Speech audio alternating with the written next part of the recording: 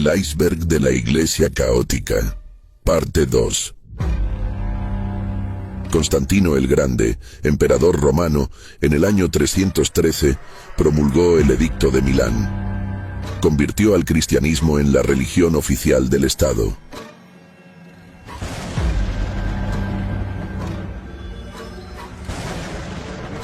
Constantino el Grande crea la Iglesia Católica. Tras un genocidio de 45.000 cristianos, donde los torturó para que renunciaran a la reencarnación, al mismo tiempo, se recopilan los libros religiosos de todas las aldeas del imperio y crean así la Biblia.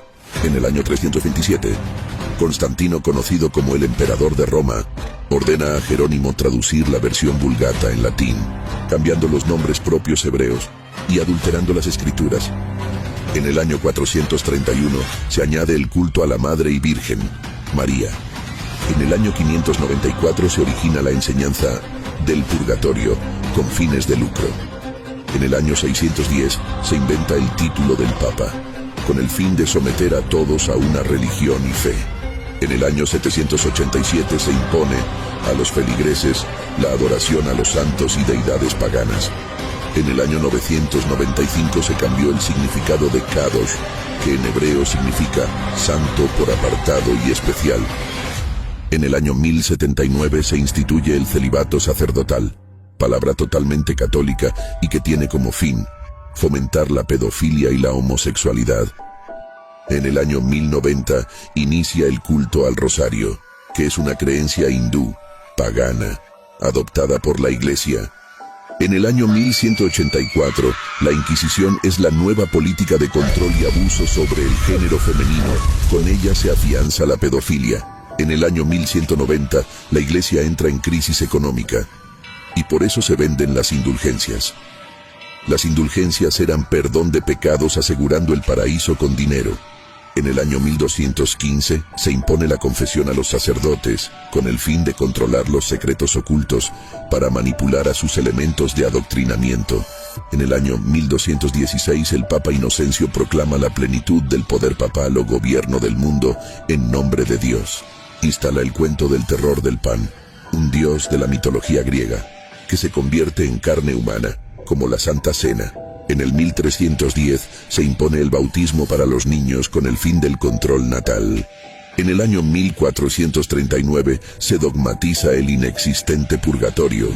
La idea es imponer la segunda opción de salvación después de muerto. Para salvar al alma en esta misión, hay que pagarle a la Iglesia. En el año 1854 inventan la Inmaculada Concepción con la idea de rebajar la mujer en el rol de santa solo si es virgen. En el año 1870 se impone la doctrina absurda de los papas infalibles y perfectos. Los dogmas fueron creados como medio de control de masas, para esclavizar al ser humano, someterlo a entidades y dormir su conciencia. La Iglesia ejerce manipulación y es socia en negocios de grandes gobiernos y corporaciones.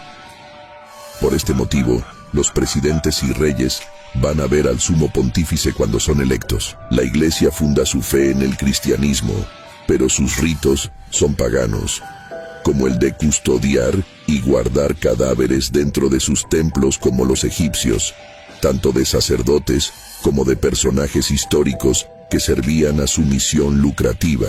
Hay miles de cosas copiadas del paganismo por esta religión, aunque poco a poco el ser humano está en la era del despertar. Todo será parte de nuestra evolución. La proclamación de que el único camino de la verdad y la salvación es a través de Jesús refleja una perspectiva que resuena profundamente en el cristianismo tanto católico como protestante. La única razón para instalar la idea de una institución redentora es la de obtener ganancias a cambio de salvación y perdón. Para eso es necesario crear un castigo eterno al cual la Iglesia promete evitar. Pero el negocio es tan redituable que aun si tu familiar falleció, con el dinero que des a la Iglesia por su perdón, puede ir al purgatorio y salvarse mediante una misa por su alma.